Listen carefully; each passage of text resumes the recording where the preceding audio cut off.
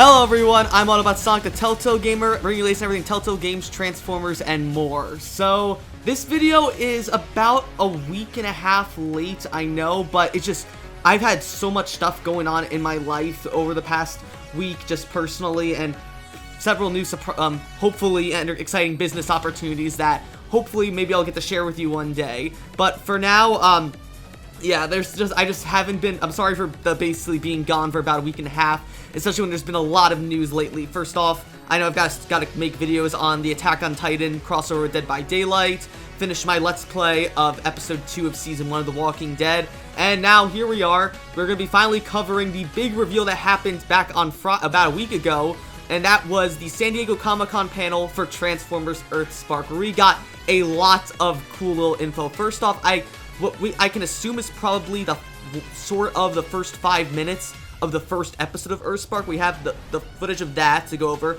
We have a new like 1.5 to 2 minute long trailer that we can go over as well as the full main cast of Transformers EarthSpark, as well as their voice actors, which is what we're going to be doing. So I'm going to break this video down into 3 separate parts. The first part, we're going to be talking about the cast of Transformers EarthSpark, what basically the general plot of the show will be, and so on. Then we'll be going over these 5 to 6 minute clip of the first episode that Nickelodeon provided at San Diego Comic-Con, and finally going over a 2-minute trailer that Nickelodeon also posted shortly after the panel. So it's going to be a lot to talk about in this video for everything you need to know about Transformers EarthSpark. So very excited as I am for this new series. Be sure to like, comment, and of course subscribe. Let's go ahead and jump right into it, starting with the cast. Alright, now starting off with the cast, of course, we already know who 3 of the main characters are in EarthSpark, that of course being Thrash, Twitch, and Bumblebee, and we know their voice actors. Twitch will be voiced by Catherine Kavari, who of course, I mentioned in my last video, known for playing Ms. Marvel in a lot of Marvel animated projects and Crystal Dynamics Avengers game. Thrash will be voiced by Zeno Robinson, who you may recognize as Hawks from My Hero Academia, Genya from Demon Slayer, or Onyankopan from Attack on Titan, and Bumblebee will be voiced by Danny Pudi, who you'll recognize as Autobot from Community, or I totally forgot about this, Huey from the DuckTales reboot. But besides that though, we've got the list of every other main character. This includes Robbie and Mo. We know their voice actors, we know who their parents are and their personalities and such. So first, before we go on into the voice actors of Robbie, Mo, and the rest of the EarthSpark cast, I want to go ahead and go over the according to an article posted by Den of Geek exclusively after the San Diego Comic-Con panel, just a little bit about the main Transformers cast of EarthSpark, which are 2 main new characters called Twitch and Thrash. Now, if you remember how the whole story of EarthSpark is essentially, it revolves around these 2 Earthborn Transformers, Twitch and Thrash, who end up having to live with this human family, the Maltos. And apparently, according to this blog post by Den of Geek, the official name for Earthborn Transformers in this continuity is called Terrans, and to me that definitely fits. It's in line with a lot of other Transformers name conventions we've had in past continuities. The one that sticks out to me the most is the IEW and Cyberverse continuities, when of course you had Cybertronians, which is not only just a blanket term for all Transformers, but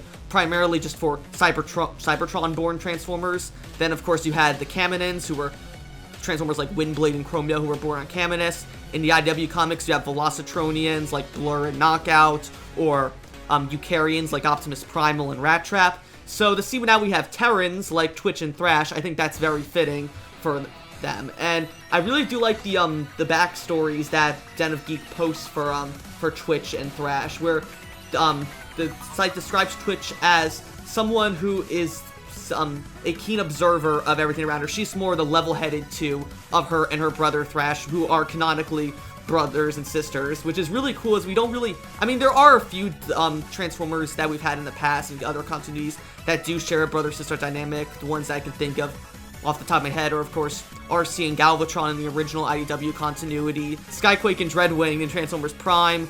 In a way, you could sort of say Starscream, Thundercracker, and Skywarp throughout the rest of most Transformers continuities could be considered like a sibling type relationship as well. But it's cool to see that we're, for the first time in a Transformers cartoon, like the main characters will be a sibling pair, which I'm really excited for.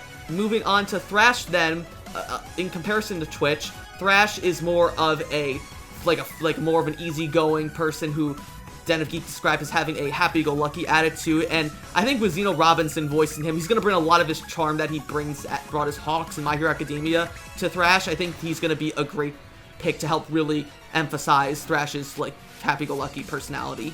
Now comes the big meat of this video, talking about the rest of the cast that got announced. So starting off with our two human characters, Robbie and Mo Malto, we'll start off with Robbie, who is voiced by Sydney Michaela. She has done a voice actress in a lot of other cartoons throughout the past. Most notably, she has been voicing Wolf in Kipo and Age of Wonder Beasts on Netflix.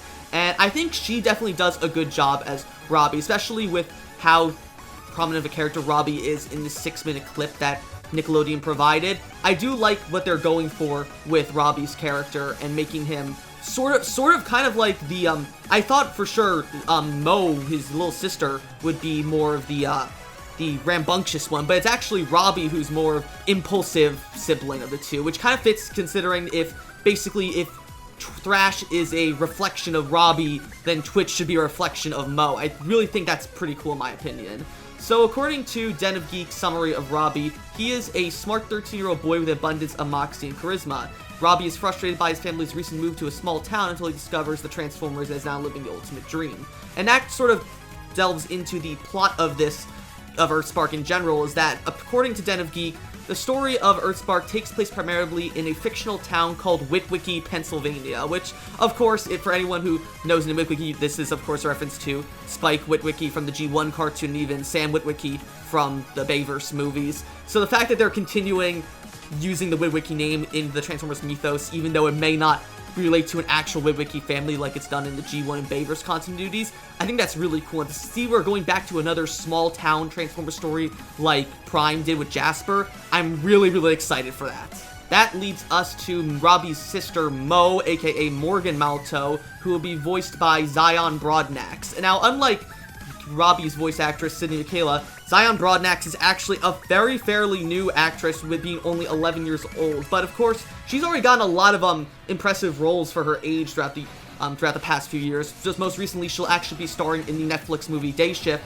with Jamie Foxx. And I do remember seeing a trailer for that a few weeks ago, and she would look hilarious in that movie. So I really am surprised by Zion Broadnax's maturity she brings to Mo, considering that, according to Den of Geek, her character is only 9 years old, and despite that, though, is very mature for her age, and looks at everything with a wide-eyed sense of optimism and hope.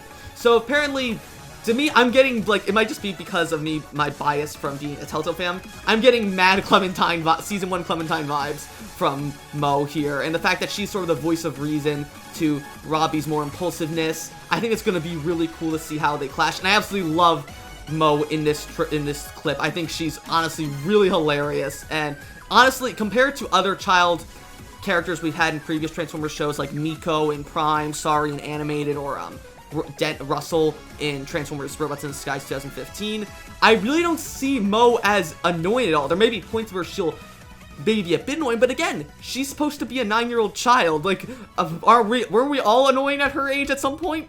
Regardless, I just think that she's going to be really, really cool as a character to see how she bounces off not just Robbie, but also her sort of brothers, sisters. I'm doing air quotes, but you can't really see them. But her brother and sister, her other brother and sister, Twitch and Thrash, and see how she bounces off all three of these characters. Finally, rounding out the Malto family are, of course, Robbie and Mo's parents, Dot and Alex. So Dot was the woman we saw in the very first trailer for Transformers EarthSpark that premiered back in February. She was one that we saw fighting alongside Alita against all the bug mechs like for literally a second in the trailer. And we get to see a lot more of her and learn more about her in this trailer. So Dot is voiced by Benny Latham, who hasn't done really a lot outside of EarthSpark to my knowledge, but from the one brief sentence that she has in this, she definitely sounds like a lot more commanding person, and it seems to be fitting considering, according to Den of Geek, Dot is actually an ex-soldier, and despite this, though, is a loving mother to Mo and Robbie, but at times she knows when it'd be tough, and this sort of fits into something I saw on Mo's jacket that she wears a lot in this trailer, and that's that she has this, apart from having the Malto name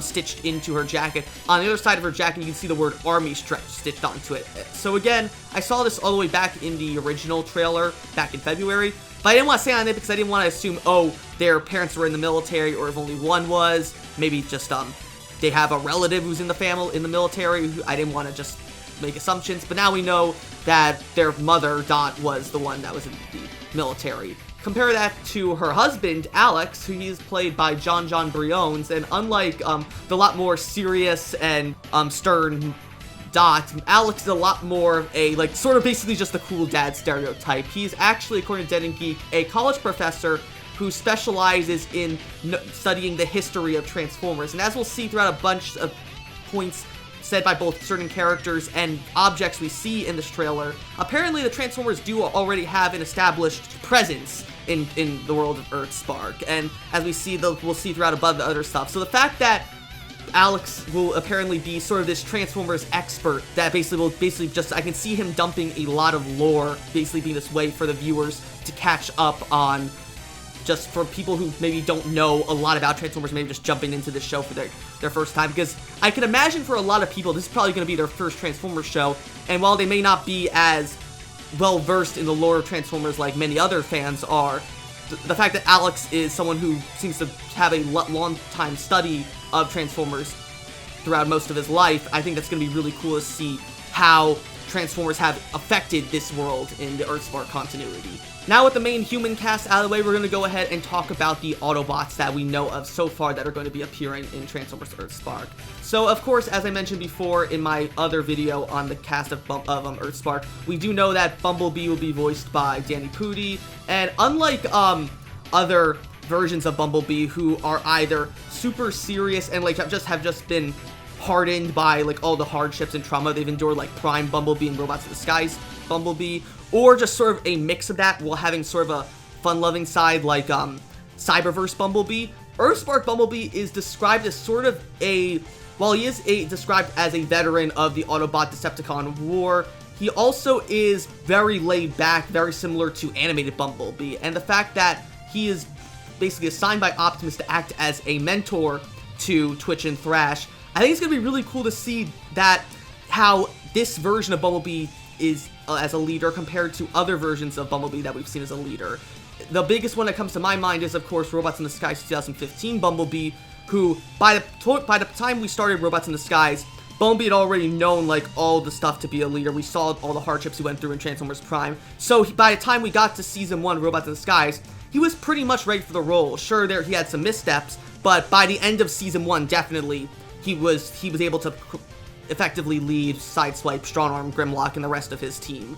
Now, in comparison to that, though, EarthSpark Bumblebee, though, seems to me that he doesn't have anything under control. It just seems to me like he was sort of thrust into this position, and it's almost like as if animated Bumblebee was suddenly turned into a leader, which is going to be really cool to see.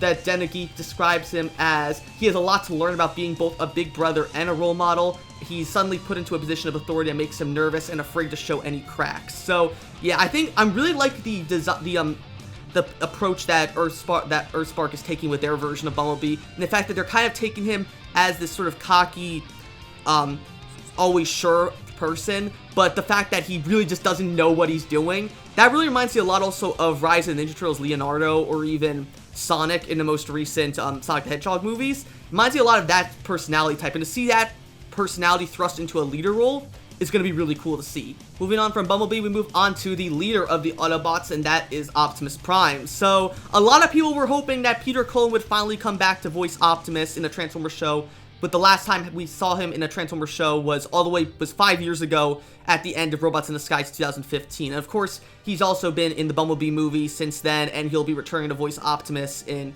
the Rise of the Beast movie coming out next year. But unfortunately, it doesn't seem like that Peter Cullen will be returning to voice Optimus in EarthSpark. But honestly, I'm really excited for who they've got to voice Optimus instead in this show, and that is, of course, Alan Tudyk. So Alan Tudyk has been in a lot of movies and TV shows and other projects throughout the years. One of my favorite roles of him is as K2SO in Rogue One that came out about 6 years ago. So the fact that Alan Tudyk is playing Optimus is crazy because, of course, a lot of Transformers fans may recognize him also as playing Dutch, who was Agent Simmons' bodyguard in Transformers Dark of the Moon.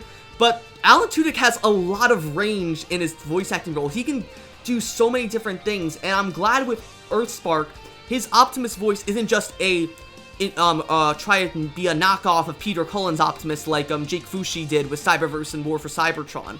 I like that Alan Tudyk is putting his own spin on Optimus, and that he kind of reminds me a bit of Gary Chalk's version of Optimus from Beast Wars and the Unicron trilogy in my mind. Not so much that it's so gravelly like Peter Cullen's, but it certainly has some sort of a commanding authority figure like Gary Chalk's, but if not a bit softer. So it'll be cool to see maybe a more genuine, softer side of Optimus that I'm really excited to see. And I know a lot of people are out there complaining about how Optimus's face looks in EarthSpark. Honestly though, I don't mind it really. I'm all for more unmasked Optimuses, and it's cool to see how different how Optimus looks in different art styles. So if you want to make him just look totally crazy, give him a big Sentinel Prime chin like animated, go right ahead. I'm all for that. In addition to Optimus, we also see throughout later parts of the trailer, but I might as well just talk about this now, we also see Wheeljack show up in Transformers EarthSpark, and I gotta say, I love Wheeljack's design. Unfortunately, we don't have a voice actor confirmed for Wheeljack yet, as he only shows up in just a few clips with no lines, but I absolutely love his design. That seems to be like a more streamlined or slick version of his G1 appearance. He's got his earpieces that are glowing blue like they did in G1 whenever he would talk, and he's got a lot more glowy parts too that I really like, but he also looks like a bit slicker like he did in Transformers Prime and not so boxy like he was in Cyberverse. So it's a nice little mix between Cyberverse Wheeljack and Prime Wheeljack, and I'm all here for that. What I want to move on to next, though, that I'm really, really excited about is Alita 1. So, of course, we knew Alita 1 was going to be in the show as she appeared in the 10-second teaser back in February and showed up in a bunch of other screenshots. What we didn't know, though, was who was going to be voicing Alita 1, and it makes me so happy to say this, that Alita 1 will be voiced by Cissy Jones. Yes, that's right, Katja herself from The Walking Dead will be voicing Alita 1, and I am just so happy that Cissy Jones has come this far, because considering that Katja all the way back in 2012, that was her first ever voice acting role. Then, of course, she did Detective Brannigan in Season 1 of The Wolf Among Us. She was Norma in The Walking Dead Michonne, Shell in 400 Days. She went to do a lot of other roles in other Telltale games and other non-stuff. She went on to do Kaguya and Naruto. She was Delilah in Firewatch. And now to see her all the way come over here to Transformers now and play Alita 1, I think it's going to be so, so cool to see her as Alita 1, and where basically Den of Geek describes Alita basically sort of as the soft mother of the Autobots. So very similar to Dot, but I assume gonna be a lot more warm and welcoming than Dot perhaps. And I feel like she's definitely gonna act as a good mother figure with Twitch and Thrash, maybe even more so than Dot will. So it's nice. It's gonna be interesting to see how Dot and Alita interact with Twitch and Thrash differently, especially also with Robbie and Mo. But I'm just so excited to see Cissy Jones is going to be voicing Alita, and to me, I really hope she uses her Shell voice for Alita. I think the voice that she used as Shell in 400 Days would be perfect for Alita, to basically have sort of a softer tone, but definitely still have some sternness if she needs to be. After Alita, though, we get to who is arguably my favorite casting in this entire show, not just from a voice acting standpoint, but also just a design standpoint, and that is Megatron. So I figured Megatron was going to be showing up in EarthSpark at some point, but I didn't really think he would actually be a main antagonist. So the interesting thing here is that it seems as though Megatron may actually not be an antagonist in EarthSpark, at least not a really big antagonist. He might be a minor antagonist at some points, but it seems for the most part he's actually going to be an ally to Optimus and the rest of the Autobots alongside the Terrans and the rest of the Malto family. Megatron in Den of Geek is described to be the father of the Decepticon faction, who believes that any sacrifice is necessary to ensure the survival of Cybertron. He's very headstrong in his ideals, but he isn't unwilling to adjust his strategy when victory hangs in the balance. And this leads into something that I'm going to talk about when we cover the actual trailer for EarthSpark later on in this video. But I'm really, really excited to talk about who is going to be voicing Megatron in EarthSpark. So, I know I absolutely love Frank Welker and the performance he gave him in G1 and Transformers Prime. And Mark Thompson did a great job with him in Cyberverse as well. But it makes me so happy when I read that Rory McCann will be the voice of Megatron in Transformers EarthSpark. So for any of you who don't know him, you'll probably recognize him as the Hound in Game of Thrones. And when I saw that, my eyes just went so wide thinking that the Hound is going to be playing Megatron. Like, you can't make this up. I really think this is arguably tied with Frank Welker as like the best casting for a Megatron ever. It just, I didn't think I needed this until I just saw it. Even though, unfortunately, we don't actually hear Rory McCann as Megatron in this trailer. But man, I'm just so excited to hear how Megatron is going to sound like in EarthSpark. Just because, just out of having been a big fan of Game of Thrones and just loving the Hound's character, it's gonna be just great to, I can never go back, if I ever go back to watching Game of Thrones, I'm never gonna be able to rewatch Game of Thrones without seeing the Megatron instead of the Hound. It's so funny, and I just can't wait to see how he's gonna sound like. And I absolutely just love Megatron's design in EarthSpark. That it seems to be sort of a like a slicker version, less slicker and curvier version of his More Than Meets the Eye appearance, which I really like. I love the design of Megatron in More Than Meets the Eye and Lost Light with the red highlights and sort of the I guess you'd call it like the little the skirt he sort of has, like with the black plates on his thighs. I really dig that. And the best part is I'm just gonna talk about this now, even though it doesn't happen until the trailer. It's his alt mode. So in most Transformers continuities, Megatron transforms into either a pistol or a tank, and on the rare case like in Transformers Prime and the Bayverse continuity, Megatron turns into a Cybertronian jet plane. But in EarthSpark, Megatron actually turns into an Osprey helicopter, which is something we've never seen before. We've never seen a helicopter Megatron in any Transformers continuity to my knowledge, and the fact that have Megatron turn into such a huge aerial vehicle, I think that really fits considering how most Decepticons take up like flight modes.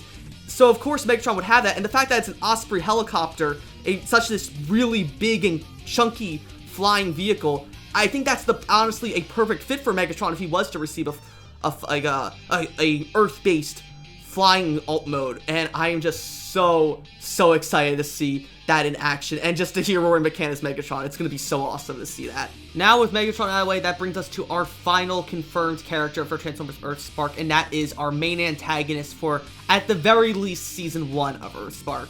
So the main antagonist for Season 1 of EarthSpark is not actually going to be Megatron, but actually a human named Mandroid. And from the name Mandroid alone, I immediately think of back to, if you remember, the Awesome Adventures of Captain Spirit, which was the prequel to Life is Strange 2, the fictional supervillain that Chris makes up that killed his mother was Mandroid. So that's literally the first thing I thought of when I heard the name Mandroid. But I did like his design. Mandroid is voiced by Diedrich Bader, who has done a lot of cartoon and live action stuff over the past 40 years. One of my roles that I know him the best as was the voice of Batman in the Batman Brave and the Bold cartoon, amongst tons of other early 2000s and late 2000s cartoons. And I really do like Mandroid's philosophy and design here, that he's sort of an ex-scientist who worked for the army, where essentially he became very jaded by how important Transformers have become over the years, and because of their presence on Earth, he's become very anti-Transformer, and he's actually the creator of all these bug mechs that we've been seeing throughout all these trailers. And his mission is apparently to kill all Transformers, as he believes Earth is better off without them. So that's going to be pretty cool to see if Mandroid is the main antagonist, and that he believes in that the only way to save Earth is to kill all Transformers. And we have Megatron working with Optimus to perhaps maybe save Twitch and Thrash, who are going to be essentially the future of the next generation of Transformers. I think that's honestly a really cool premise, that this takes place in sort of a post-war Cybertronian society, where maybe the war between Autobots and Decepticons is over, maybe they're in some sort of like ceasefire or tentative truce, and that they have to work together to take down Mandroid and save the future of the Cybertronian race. I really like that. And there's might be some interesting things here with Mandroid's design, especially the fact that his whole right arm is this big giant, almost Cybertronian arm. So did he perhaps maybe get injured in the war? He ends up losing his arm, maybe got his arm replaced by the Cybertronian arm. Maybe he personally modified his arm himself just so that he can control all of these arachnomechs. Who knows? But I'm really interested to see how Mandroid will shape up as a villain, and how he'll maybe bounce off Megatron, whom will see him as a villain, like the whole enemy's man is my friend deal and all that. Okay, but that's gonna be it for this, for rounding out the cast. Just for summary, we have Sydney Michaela as Robbie, Zion Broadnax as Mo, Zeno Robinson as Thrash, Kathleen Kavari as Twitch, Danny Pudi as Bumblebee, Alan Tudyk as Optimus, Cissy Jones as Alita 1, Rory McCann as Megatron, Deidre Spader as Mandroid, and John Briones and Benny Latham as Alex and Dot. So I'm really excited by this whole cast of EarthSpark. I love the diversity with all the characters, not just race and like gender, but also personality and like just character archetypes as well. I really think that this cast is going to bounce off each other really, really well, and I'm super excited to see how they'll all interact. But without further ado, let's go ahead and now check out the 6-minute teaser of the first episode of Transformers EarthSpark. So, in case any of you haven't seen it yet, I'm going to go play it for you all here, just in case you haven't seen it yet. Slow down! I don't have turbo legs!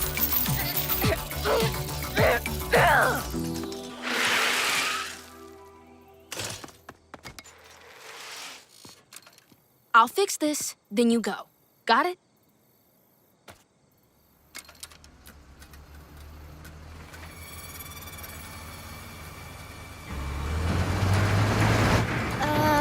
Robbie? Quit shaking the bridge, Mo. Robbie!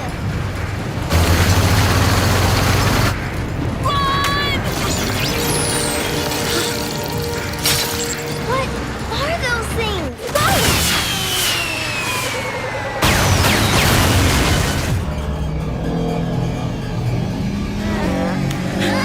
Run and don't let go!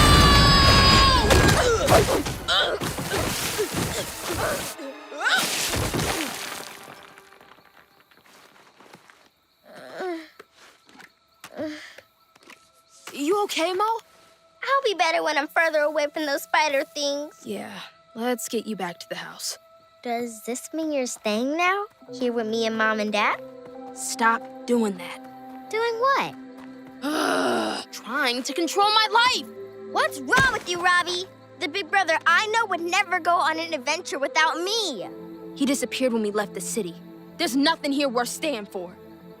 Not even me? Well, that's not... I don't... I can be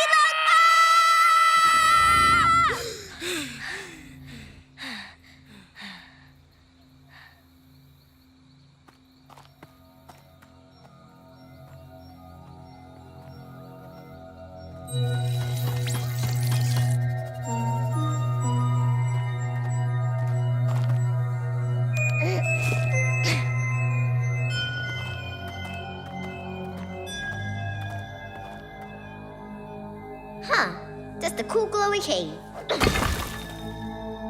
Take it easy, John Henry.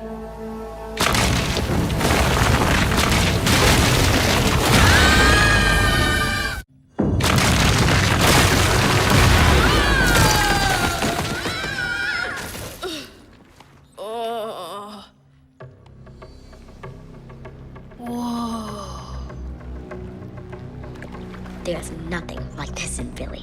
You think anyone's ever been down here before? Somebody had to leave that.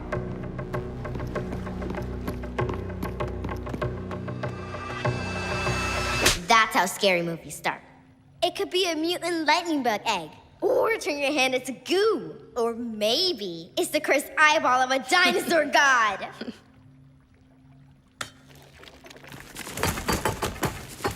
Ooh, you broke it. No, I didn't. See? It's fine. Give me a hand.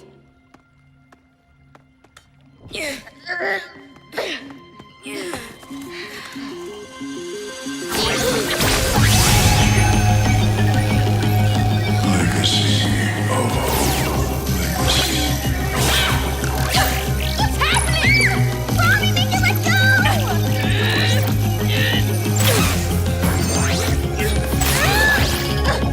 I can't get it off! Robbie!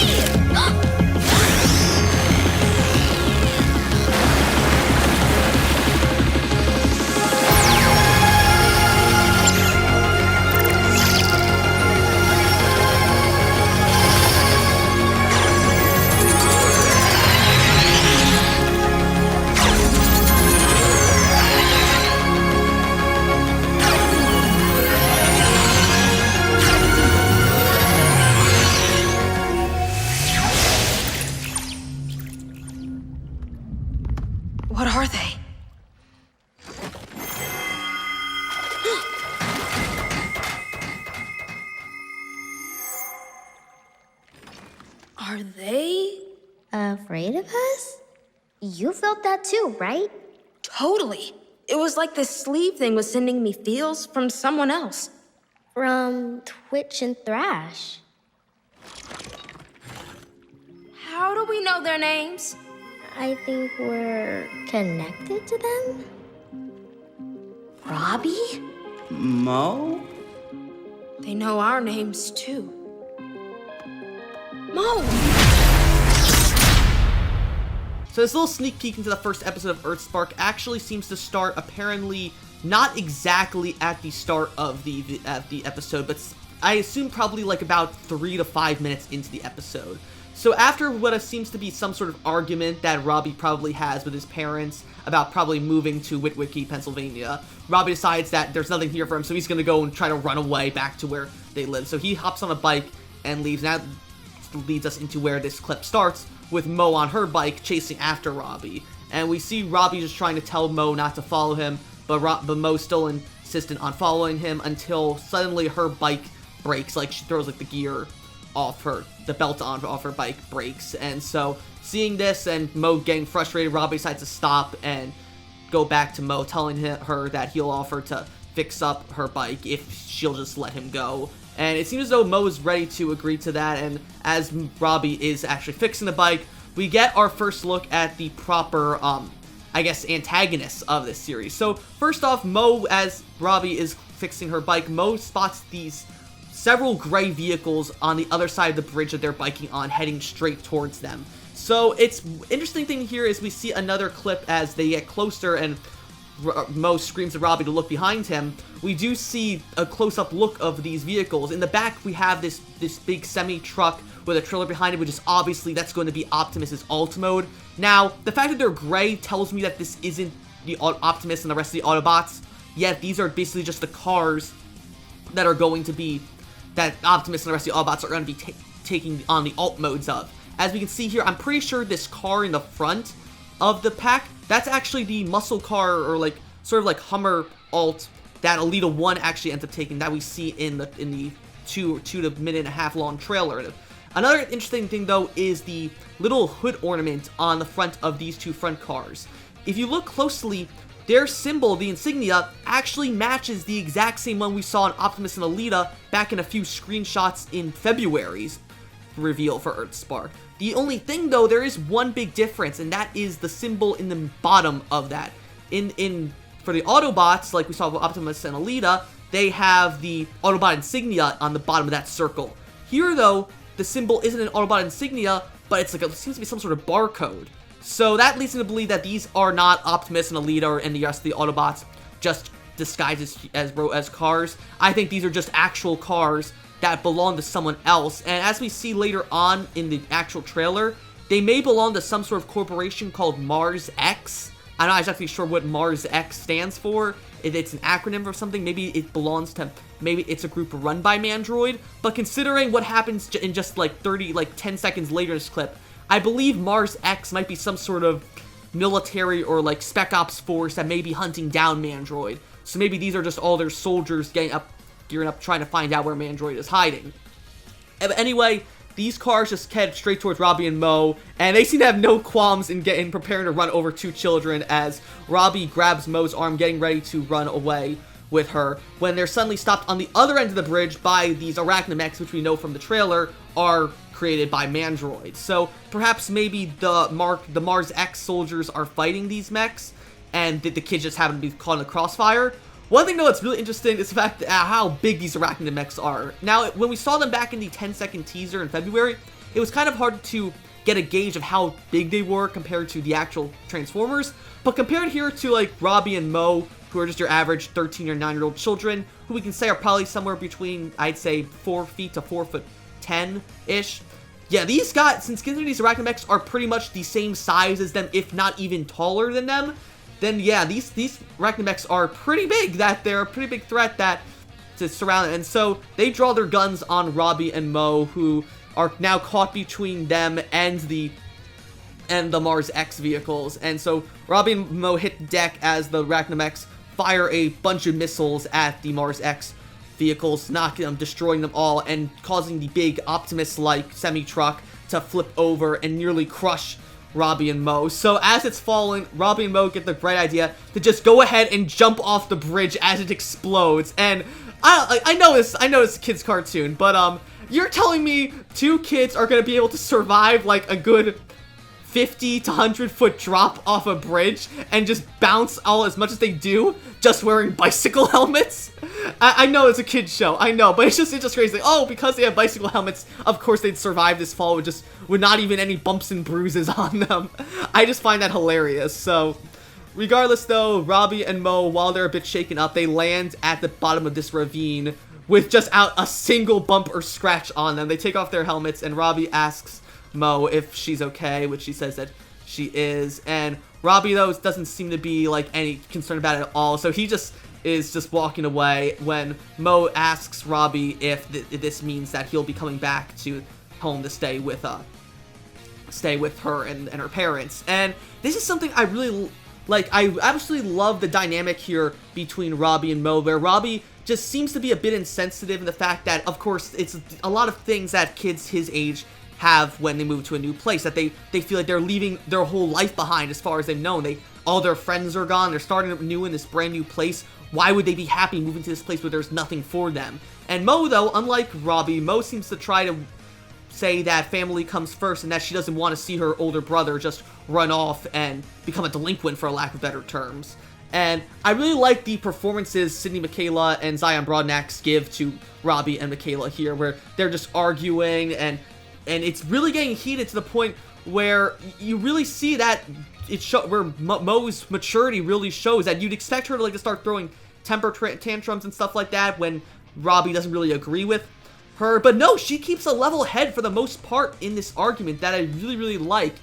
But of course though, tensions do rise when Robbie just can't find himself coming across just bring himself to the conclusion that he will want to leave Mo behind in addition to his parents. So he just starts screaming, and Mo just ends up screaming as well with him. And that apparently, their screams cause a cave nearby to resonate and starts glowing. So they put aside their little argument, just go ahead and check it out. And I honestly love how Mo handles this, where you think Robbie would be the one to take the point and end up protecting Mo in a situation, but no, Mo's just ready to go to town on whatever's hiding in this cave. She's the one that picks up this giant rock as big as her head, and they both walk into the cave where they see the floor emanating blue, and they just realize, oh, it must be just some weird cave. So Mo drops the rock, causing the ground underneath her to crack, but then the ground keeps cracking even more, and then they fall through that, presumably another 100 feet or so, into this weird, underground spring pool. And now this one, I guess you could say, is a little more believable that they'd survive with just any added injuries, because they sort of just slide down a cliff, a rock wall for the most part. They don't really just start tumbling and falling like they were in the jumping off the bridge. But I honestly absolutely love this. Makes me really love the art design that EarthSpark is going for, where it's this mix of 3D beautiful effects and design set pieces mixed in with 2D practical visual effects that we saw in Cyberverse, but on a much grander scale. And I think having Nick Roche as the character designer, it really makes you feel like that you're going right into the pages of Nick Roche's IDW comics and seeing it come to life. It looks absolutely beautiful. And one thing I want to talk about with EarthSpark is the music in it. The music in Transformers EarthSpark is absolutely amazing, and something I never thought I would be praising a Transformers show for. Most Transformers shows don't really have any memorable music. The only ones I can think of really are Transformers Prime with its orchestral theme, very reminiscent of the Bayverse films. The Bayverse films, of course, also have very memorable orchestral themes. And even Robots in Disguise 2015, I love the very cyberpunky techno music they're going for with this. But I really like the more fantastical, mystical beats and all that EarthSpark is going on for as Robbie and Mo explore this cave. The music almost sounds to me like Minecraft story mode music that was done by Antimo and Wells in seasons 1 and 2. If any of you have played or watched Minecraft story mode, you know exactly what I'm talking about. But anyway, that leads us to Robbie and Mo coming across this big purple rock in the middle of this little underground cave, which is the one we saw them grabbing in one of the the pictures we saw all the way back in February. So I absolutely love this scene here where Robbie's just going to go ahead and touch the rock, and you hear the music slowly increase in tension, and then it just stops when Mo slaps Robbie's hand, telling him this is how scary movies start. I honestly just love how like genre savvy EarthSpark is being with its characters, and that they're basically saying like, yo, this is a stupid idea, why are we doing this? And I love that Mo calls Robbie out on this, just basically indirectly calling him an idiot for wanting to touch the mysterious purple rock. But curiosity eventually though does get the better of both of them, and Robbie tries to reassure Mo that nothing's gonna bad happen when he touches the rock. And of course though, things go from bad to worse there. So Robbie pokes the rock and it falls off the pedestal, and so they freak out for a second thinking that it's gonna shatter or something bad's gonna happen. So Robbie immediately, when he realizes that it's not broken, he tries to quickly put it back up in the onto the rock it was on with the help of Mo. And here's where the crazy thing happens, where it's basically when they put the crystal or spark thing, whatever, back on his table, we see it starts glowing green, and these big pillars of like Cybertronian glyphs start start like transmitting up from the weird pool of water or liquid, whatever, like liquid sludge that they're all around. And we hear this ethereal voice talk about legacy, and as it's saying this, we suddenly see a big green energy emanating from the crystal and envelop Robbie and Mo's hands. And this actually is something, answers a question that I had when I first saw EarthSpark. When I saw that Robbie and Mo had those weird glove things, like fingerless gloves on their hands, I thought that was something that they just wore for fun, or that it was something that perhaps maybe their parents created for them. But no, this is actually something that the crystal creates on them, and apparently will allow them to read the emotions and feelings, maybe even thoughts of Twitch and Thrash, who are the Transformers they, in a way, sort of give birth to in this scene. So as they pull away from the rock and these sleeveless gloves get digitized onto their arms, we then see this really beautiful, absolutely beautiful moment where you have the music in this scene where Twitch and Thrash are essentially born, for a lack of better terms, this screams Minecraft story mode music to me, and I absolutely love it. I love the tones, like it almost sounds really beautiful almost, and the particle effects you see as Twitch and Thrash's bodies are being created from this like proto matter like sludge stuff. I'm just trying to find the words for it, but it's so beautiful. And so eventually, after Twitch and Thrash have been created by this rock, everything just turns back to like the normal blue it is, and Robbie and Mo are just staring in just shock as they see just Twitch and Thrash just standing lifelessly in them. And so as they look at them, Twitch and Thrash then look behind them as well, looking just as scared as Robbie and Mo are, and they go to hide behind this big rock, which I honestly think it's really cute to see that they're sort of, in a way, just like that, almost in a way, Twitch and Thrash are to Robbie, basically the Transformer versions of Robbie and Mo, almost like they're TF Sonas, as I want to put it, that if Robbie and Mo became Transformers, that's who Twitch and Thrash are. I think maybe that's what they're trying to get at, that basically if any human finds this rock, it essentially takes a part of their personality, their DNA, and creates a Transformer based off them. So I think that's really cool that perhaps Twitch and Thrash are literally like identical twins in terms of like biology with Robbie and Mo. I absolutely love that.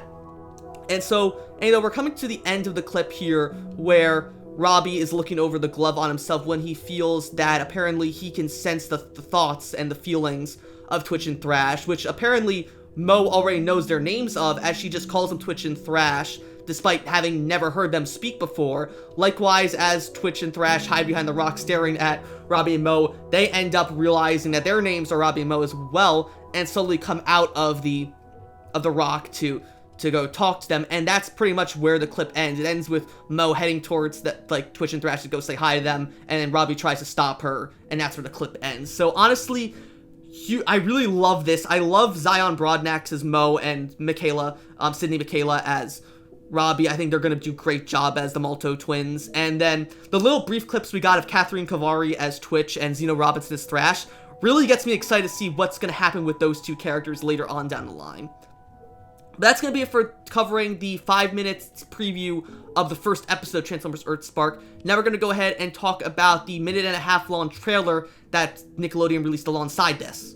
So this little 1.5-minute long trailer starts off right where the 5-minute clip of episode 1 of EarthSpark left off, and that is where Robbie and Mo, just after essentially creating Twitch and Thrash, go out to just go talk to them, when we realize that one of them, the arachnamechs that we saw attack them on the bridge at the start of the clip, actually followed them inside the cave. So one of them just leaps at Robbie and Mo, where we get the moment where we realize that Robbie realizes that Twitch and Thrash are Transformers, where after the mech leaps at them all, Thrash jumps in front of Robbie and Mo to protect them, while Twitch shifts her arm into an arm cannon and kills the mech, and that's when Robbie realizes that Twitch is a Transformer. So this is the scene that we saw. We only saw the last part of this scene back in the February 10-second teaser clip.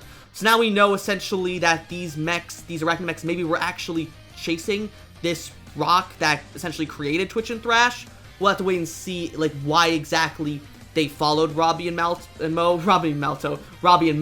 into this spring, and what exactly the significance of this rock is. Now, the next series of clips is very disjointed. They're kind of they don't really go together. They're just sort of a montage of various clips of Twitch and Thrash with Robbie and Mo doing all sorts of hijinks and stuff like that, while Optimus is narrating to Bumblebee about telling how he needs to have Bumblebee train Twitch and Thrash to be the next generation of Cybertronian defenders of Earth. And we get this really cool clip of scenes of presumably Bumblebee having Twitch and Thrash run through this sort of obstacle course designed for Cybertronians. And again, I'm already getting flashbacks to Robots in the Sky 2015, but on a much grander scale of that, where we see Twitch, Thrash, and even Robbie and Mo all running through this stark, bright white obstacle course where Thrash is charging ahead of Robbie, Mo, and Twitch, using his sidecar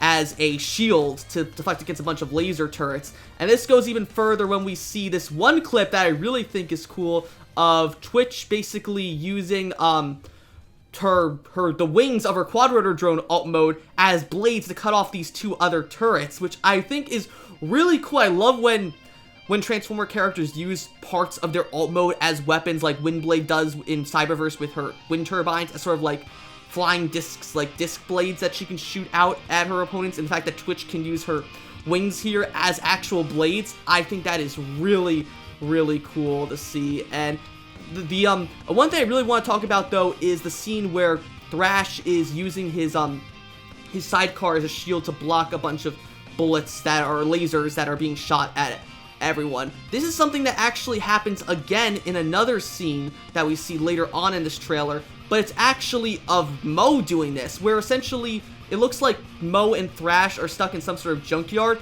and then Mo puts up her arm, the arm with her robotic tech sleeve on it, and that shifts the sidecar of Thrash into a shield, which Mo uses to block laser fire from herself and Thrash. So it's cool to see that Mo and Robbie are actually going to be main characters and actually help Twitch and Thrash reach their full potential as the series goes on. So I believe this is probably going to be an earlier episode where maybe Mo and Thrash decide to go out for some sort of joyride or something. They end up going into this junkyard where they get attacked by some arachnamechs, and maybe, since they don't know how to defend themselves, Mo just instinctively grabs Thrash's sidecar with her tech on, which maybe gives her and Robbie super strength in that arm to some degree, and maybe it resonates with Thrash's sidecar in such a way that it causes it to transform into the shield that Mo uses to block the laser blast, protecting her and Thrash. And then that will eventually teach Thrash to use it, as we see in the training course that we saw earlier in the clip,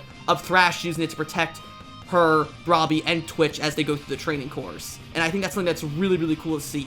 Another thing I want to talk about in this trailer is especially how exactly Decepticons are going to play a role in this show. Because if Mandroid is going to be the main antagonist of the show, what are the Decepticons going to do? Are they going to be a second antagonistic force that Twitch, Thrash, and the rest of the Autobots are going to have to deal with? Will they be allies of the Autobots, maybe after an initial misunderstanding that caused them to fight in the first place. Because there's a few points throughout this trailer where the Autobots are actually seen fighting Decepticons.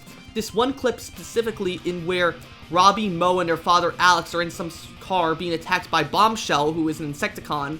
One thing, though, is really interesting, though, is on Bombshell's chest, he has this sort of new symbol that doesn't really look like the Decepticon symbol. Maybe in the EarthSpark continuity, Bombshell was created by Mandroid, or maybe this symbol is to imply that maybe he's under the control of Mandroid, or maybe this is just the brand new insignia of the Decepticons. We really don't know.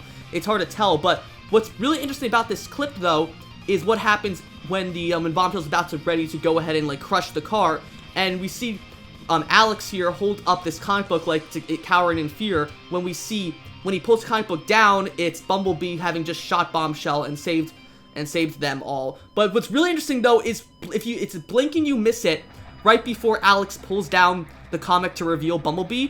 The book he's actually reading is a comic book about Bumblebee called Might of the Bumblebee, and Bumblebee in this comic is actually drawn like his traditional G1 self. There's even a nice little callback to Soundwave on the back cover here, who is also drawn like G1 Soundwave. So clearly in the EarthSpark universe, Transformers have been around for a very, very long time, to the point where comics are being written about them.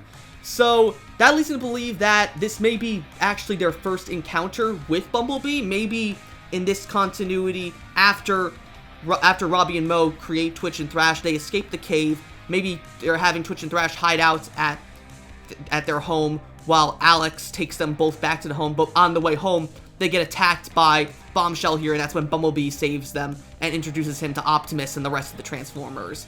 It'll be interesting to see exactly what the Autobots' relationship is with the Malto family. Maybe if they already know Dot and Alex, but maybe just haven't met Robbie and Moe yet, or if they know the entire family. Who knows? It's going to be interesting to see. And that leads to other clips we have throughout this trailer. One of Bumblebee battling this mech who looks very similar to Swindle, who is a Combaticon in various different Transformers continuities. Most notably, might know him from Animated or the IDW1 continuity. And then another clip of Optimus battling Swindle and another Decepticon here. And this is where I get the Mars X theory from. When Optimus is seen here battling Swindle with his Energon axe, if you look at the cargo containers right behind Optimus as he blocks some bullets, the blue container on the bottom has the initials MARSX, or Mars X. So that leads me to believe that perhaps maybe that is the company or the Black Ops force that Optimus and all the other Autobots have taken alt modes from, especially considering that that logo is painted on another cargo container on top of the Mars X container. So does that mean perhaps Mars X is essentially the Sector 7 of the EarthSpark continuity, where they are working with the Autobots to essentially take down Mandroid and preserve the Transformer presence on Earth? Who knows, but it's something that just to keep in mind as we go through this trailer. Going further into the Decepticons, there's actually seems to be some good, important stuff revolving Megatron in this trailer. So the one thing I want to point out here is there's one point where Dot is seen coming out of some sort of Osprey helicopter, and if you get where I'm going with this, it seems as though Dot may have some sort of relationship with Megatron, maybe some sort of partnership, as we also see this one clip just a bit earlier of Megatron actually landing in front of the same bridge that we saw Robbie and Moe on at the start of this clip. And if you get this very brief moment, it's the blink and you miss it shot before Megatron transforms, where it's a close-up of his alt mode in the Osprey helicopter form. You can actually see he has the same Mars X logo on his body, but on the bottom where the barcode is on all the cars we saw in the preview, here he's actually got a Decepticon insignia on that, where that barcode should be, which is where Optimus and Alita have their Autobot insignias on. So clearly, this insignia, I think that's to represent that these are Mars X brand vehicles, and the Autobot and Decepticon insignias signified, oh, this is an Autobot, disguise them as a Mars X vehicle, and this is a Decepticon disguised as a Mars X vehicle. So the reason why Optimus and Alita have it is because they took on the forms of the Mars X semi-truck and regular convoys, while Megatron might have it because he's taken on the form of a Mars X Osprey helicopter. And we see this shot here of Megatron transforming on the bridge with Optimus and Alita on the other side, and in between them actually is Dot. So I believe perhaps maybe, based on the clip we saw earlier of Dot presumably riding inside Megatron. Maybe she just jumps out before he transforms, and we see the debris of all the other broken Mars X cars that were destroyed by the Arachnomex in the preview of the episode. So perhaps maybe this involves Optimus and Alita meeting with Dot and Megatron to maybe broker some kind of truce to go after Twitch and Thrash, and because that leads to a point I have later on this video, and it's literally in like the last 10 seconds of this video where we see, presumably it's Mandroid like getting ready to experiment on Twitch and Thrash. And the interesting thing here is, as we see like this really scary like probe droid thing going down, get ready to like dig into, like dissect Twitch and Thrash. Thrash here is still in his protoform mode. He hasn't gotten his alt mode yet, and that lines up with the screenshot we got all the way back in February of Twitch and Thrash meeting Dot alongside Robbie and Mo, where in that shot Twitch had her alt mode, but Thrash yet didn't have his yet. So what I'm thinking is maybe this is what the plot of episode 1 is going to be.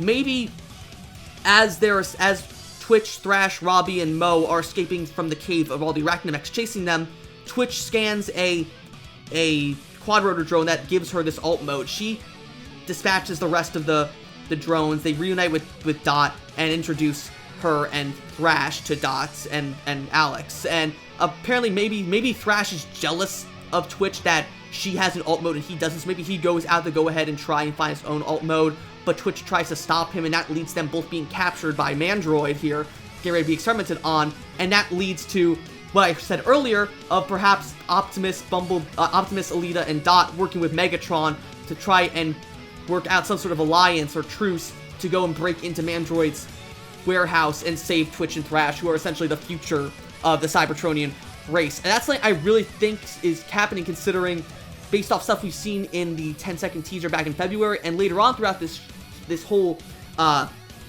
trailer of Optimus, Alita, and even Megatron very briefly all battling Mandroid inside this facility in his army of Arachnomex. It's something I really think that is going to happen and involve, that's how episode 1 is going to end. It's going to end with Optimus and all of them saving Twitch and Thrash from Mandroid, and then maybe episode 2 will lean into Thrash finally getting his alt mode, and that will lead to the Joyride section we saw of earlier in this trailer of him with Mo, and then Mo realizing that she can use his sidecar as a shield to protect them both. And maybe episode 3 will be the episode where they're all put through the obstacle course by Bumblebee. And that's what I think. Okay, I almost forgot 2 pretty big things. I mean, one thing is pretty small, but just still really cool, and the other is potentially a really big thing.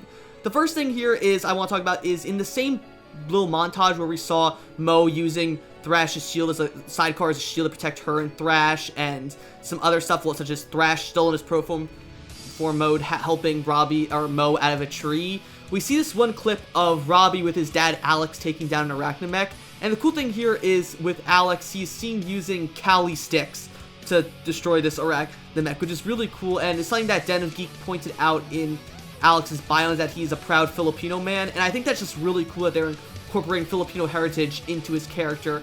For those who don't know, the Kali sticks here that Alex is seen using, they're a traditional Filipino martial art called arnis, and I think that's just so cool that they're incorporating. It's such a small thing, and most people probably won't even care about this, but the fact that Nickelodeon is going to extra mile to just incorporate that little bit of Filipino heritage into this character, I think that's going to make a lot of viewers really resonate just with the Maltos as a whole, and I think that's just really, really cool to see. The last thing I want to talk about is something that's potentially really, really huge towards the very end of this trailer. It's like right when there's like a shot that's a repeat of Robbie and Mo jumping off the bridge when all the Arachnomex are fighting all the Mars X soldiers.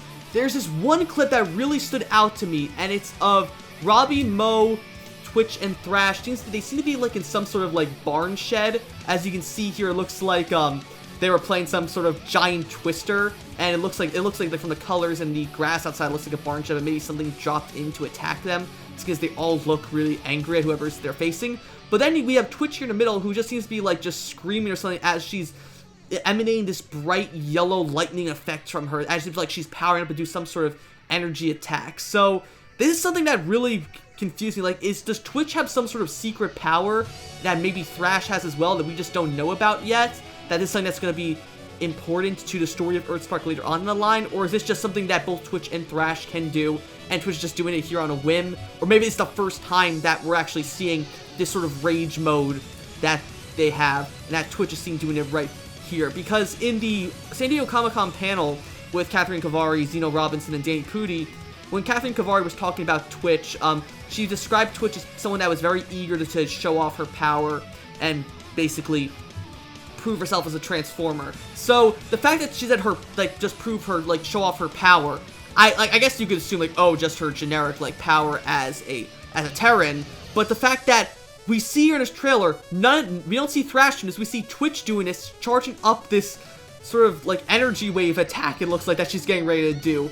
Is this some sort of attack? Or maybe this is just someone attacking Twitch with this lightning. It could just be that as well. But to me, it just seems like as though Twitch is some sort of hidden power that we're going to be seeing unraveling throughout the course of this whole show, and I'm really excited to see what happens. Alright, and so that was everything you need to know about Transformers EarthSpark from San Diego Comic-Con. We now know the main cast of Transformers EarthSpark, all our main characters, a general summary of the show, as well as the first 5 minutes of episode 1, as well as a 2-minute trailer of the whole show as a whole. So, as I said before, Transformers EarthSpark will premiere this fall in November on Paramount Plus exclusively. So it will not be airing on Nickelodeon. You'll have to have a Paramount Plus subscription to watch it. I am definitely going to be checking it out, and I'll be sure to do reviews of the entire series as they release the episodes. I don't know if they're going to release all 26 episodes at once, or if they'll do like what they've done with other shows like Halo, where they release 1 episode a week, which I really hope they do. But I'm really excited to jump into Transformers EarthSpark. I haven't been this excited for a Transformers show since Robots in Disguise 2015, and considering that's when I sort of got into the Transformers fandom, I'm super excited to be covering EarthSpark. So, are you excited as I am for Transformers EarthSpark? If you are, be sure to like, comment, and of course subscribe, and I will see you guys later.